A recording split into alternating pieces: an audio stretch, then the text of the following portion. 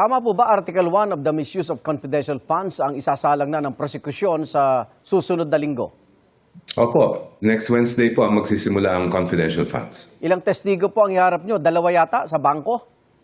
Dalawa ang nakasalang dapat for Wednesday, pero depende yun kung matatapos sila ng isang araw. Yung tungkol naman sa pagpapasampina ng impeachment court sa tax at mga bank records ng BICE, pending pa kung bibigyan ng permiso ni Pangulong Bongbong Marcos ang BIR Commissioner. Tama ho ba ito? O paliwanag po? Opo, sa pagkalam ko, lumabas na yung subpoena mula sa impeachment court. Opo. Ngayon, nasa sa kamay ng BIR kung hihiling nila yung pahintulot ng Pangulo. At kung ibibigay yun, wala na kami nakikitang sagabal sa pag-submit nila ng mga documents. So hindi na kailangan ng go signal ng Pangulo? Kailangan pa rin po as far as I understand the law. Opo.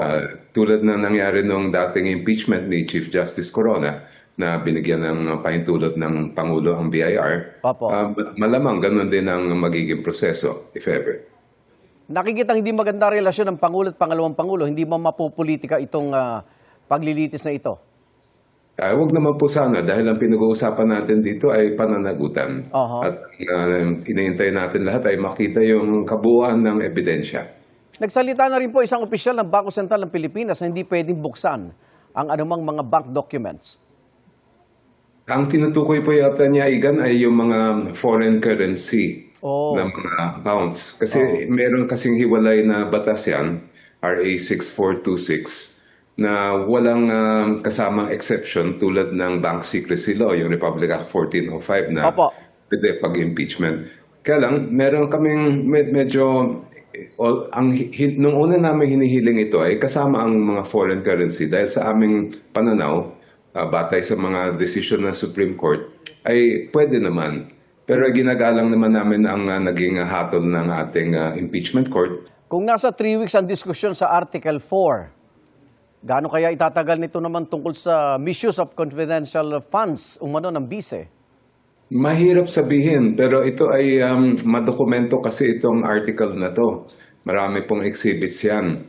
Kaya mahirap tansyahin kung ilang araw ba at ilang testigo sa kabuuan ang haharap. Opo. Sana ang nangyari ay tulad nung sa unang article, sa Article 4, na maiksian naman yung pagpepresenta. Okay. Sa ibang issue po, sa Lunes na ang SONA ni Pangulong Bongbong Marcos.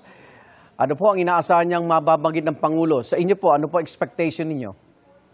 Well, ang panawagan natin kay Pangulo ay unang-una, dapat tugunan ang problema ng ordinaryong mamamayan, yung problema natin sa sobrang pagtaas ng presyo ng bilihin, yung problema natin sa food security at pati sa ating mga issues sa edukasyon. Opo. At ito ay malapit na rin babalik ang budget cycle, kaya kami rin ay naghahanda dahil marami ring issue na dapat pag-usapan tungkol dyan. Pabor bang kayo mabanggit sa SONA itong impeachment trial? Ay hindi ko po alam.